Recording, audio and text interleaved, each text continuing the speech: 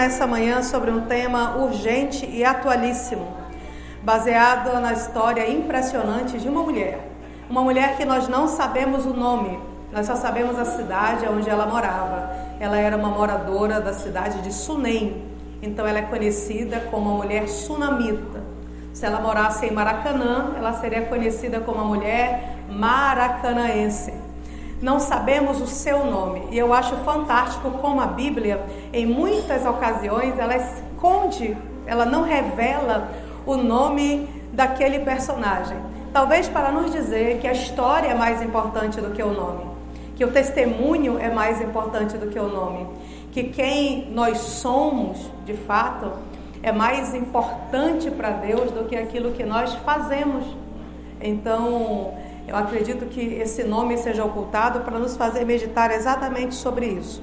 A história está em 2 Reis, capítulo 4, dos versículos 8 ao 37. Que desde que o diabo descobriu no Éden que um descendente da mulher esmagaria a sua cabeça, ele começou uma luta sem precedentes contra a mulher. Mulheres, não se enganem, o inferno nos odeia. E o diabo, por muito tempo, ele tentou fazer com que a mulher fosse esquecida, com que a mulher fosse perseguida, com que a mulher fosse humilhada, fosse discriminada. E ela nunca descobrisse o seu real valor em Deus. Por exemplo, em muitas culturas e religiões, as mulheres inclusive não recebiam herança, não eram contadas no censo. O valor de uma mulher, a palavra de uma mulher, não tinha valor perante o juiz. Se a mulher testemunhasse um crime, e fosse apenas essa mulher que testemunhasse, aquele criminoso ficaria impune, porque a palavra dela não tinha valor judicialmente. Na cultura judaica, por exemplo, as mulheres tinham que cultuar separadas no templo. As mulheres, elas não podiam ser cumprimentadas por um homem na rua. Existiam inclusive os rabinos do nariz quebrado, que eram mestres da lei, que quando encontravam com uma mulher na rua, eles levantavam a cabeça tão alto para não ter o desprazer de olhar para elas, que eles tropeçavam e quebravam o nariz. Por isso eram chamados de rabinos do nariz quebrado. Eu acho pouco, né? Então, irmãos, na cultura grega, a mulher não valia 2% do valor de um homem. Era o que eles ensinavam. Inclusive, em muitas culturas antigas, a mulher, ela não era considerada como alguém que tivesse alma ou que pudesse ser salva. Era melhor, segundo os gregos, queimar um livro do que alfabetizar uma mulher. E ela só tinha valor quando ela casava e ela tinha filhos, homens saudáveis. Era a única forma dessa mulher ter algum valor social. Por que é importante que os irmãos entendam esse cenário? Para verem como Jesus foi um mestre revolucionário. Porque durante esse tempo em que a mulher sofria esse tipo de discriminação tão gigantesca, Jesus chegou amando a mulher, ensinando a mulher, tendo seguidoras, né? E nós vemos assim, Jesus curando as mulheres, Jesus dando aula teológica para mulheres, Jesus ensinando.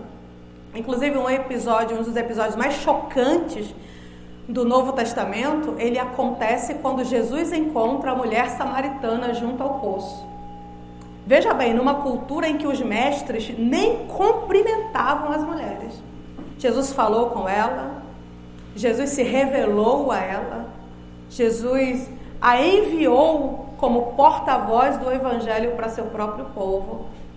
Então, Jesus, ele foi surpreendente, ele foi revolucionário, porque numa cultura em que a mulher tinha que ouvir todos os dias o seu marido orando assim: Senhor, graças te dou porque não sou gentil, porque não sou escravo e porque não sou mulher.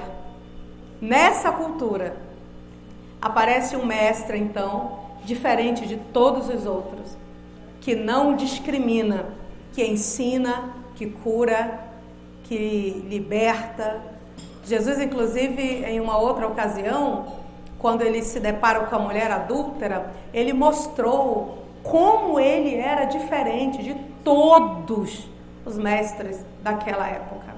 Então, se hoje nós temos liberdade, se hoje nós temos valor social, nós devemos isso a Cristo, porque foi Ele que nos resgatou dessa história de perseguição, dessa história de discriminação e nos fez ter valor dentro do Evangelho.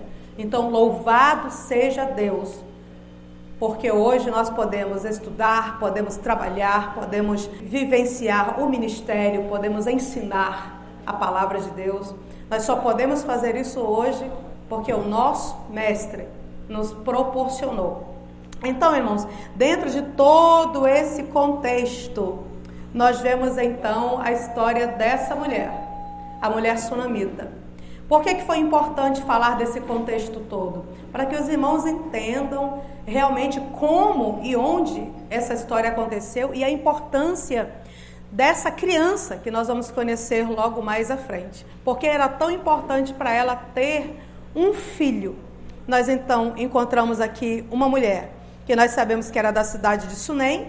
Sunem significa lugar de repouso, tá, irmãos? Lugar de descanso. Eu acho fantástico a gente pensar sobre isso, porque o milagre só acontece quando nós estamos com o nosso coração repousados em Cristo. O milagre não acontece em meio à confusão, em meio à ansiedade, em meio à agitação do coração. Precisamos estar em um lugar de repouso. Eu sei que em muitas ocasiões da nossa vida parece que é impossível. Talvez os que estejam presentes aqui hoje e os que estão assistindo nesse momento pelo YouTube, talvez você esteja enfrentando um momento em que a sua vida esteja aí sendo açoitada por vendavais, o seu barco está no meio de um mar agitado. Mas eu quero dizer uma coisa para você de perto e você de longe. Nenhuma tempestade dura para sempre. E nós precisamos estar com o nosso coração repousado na confiança, na promessa. E entender que, mesmo que as coisas fujam miseravelmente ao nosso controle, continuam rigorosamente sob o controle de Deus. E nós temos um dono que está atento a tudo.